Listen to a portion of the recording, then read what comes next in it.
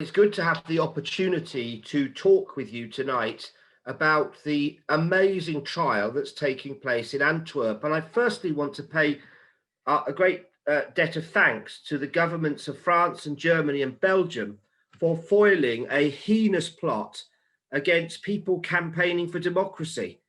I was one of those people at the rally in June 2018, the gathering of the Iranian community throughout the world. Many of us parliamentarians, past and present, and up to 100,000 Iranian people were there listening to the case for democracy, freedom, and a secular Iran to be made by Maryam Rajavi. As usual, it was an inspiring speech. We left that weekend in good heart, convinced that change and reform and democracy was on its way to Iran. News soon seeped out of a terrorist plot perpetrated by a diplomat, the first time since the revolution 40 years ago that a diplomat has soiled his hands with a heinous terrorist plot which would have maimed, which would have killed, which would have murdered many people down in France campaigning for a free Iran. And so today we've seen again the court case in Antwerp when 4 individuals, amongst them Assadollah Assadi, try to defend the indefensible terrorist acts perpetrated on the streets of Europe against freedom campaigners for a free Iran.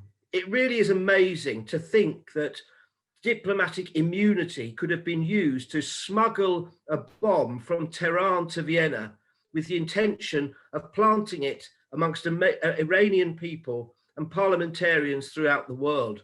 But that was the plot. Perhaps it shouldn't have been a surprise to us, given the Iranian government's appalling record on these matters.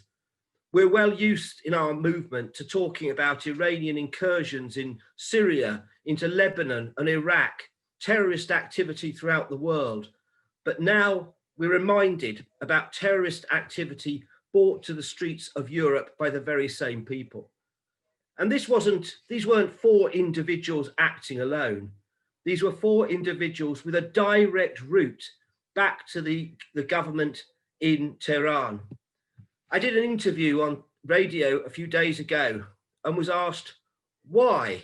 Why would they attempt to bomb a gathering such as ours in Paris in June 2018? And I reminded the interviewer of the demonstrations on the streets of the cities of Iran, on food, on the economy, on human rights, on campaigns against the repressive regime in Tehran. That's why the people were demonstrating. And that's why the supreme leader described the PMOI as having a stranglehold on the people and being in control of the streets. And in the same breath, promised retribution against the PMOI, NCRI, and our democratic campaign. And surprise, surprise, then we have the seeds of this bomb plot. It is at a truly appalling state of affairs, and we will hear in a month's time the results of the prosecution from Antwerp. But in the meantime, there are things that the governments of the West here in Britain and throughout Europe and the world need to undertake. We must remind Iran that any relationship with that country is contingent on guarantees that terrorism will cease and the terrorists will move away and cease their activities. It will mean, where we suspect terrorist activities, the closure of embassies and the expulsion of ambassadors and diplomats. And it will also mean the closure of religious and cultural front organizations throughout the world, which promise the culture and religion, and yet are havens of terrorism and violence. Those two must be expelled. And it will mean, again, ceasing to appease the government in Tehran, terrorists in Iran, spreading their terrorism throughout the world. Again, I think it's worth thanking the governments of France, Germany, and Belgium for bringing these terrorists to account.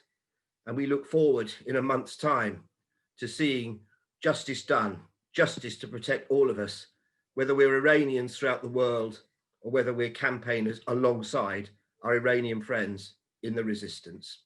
Thank you very much.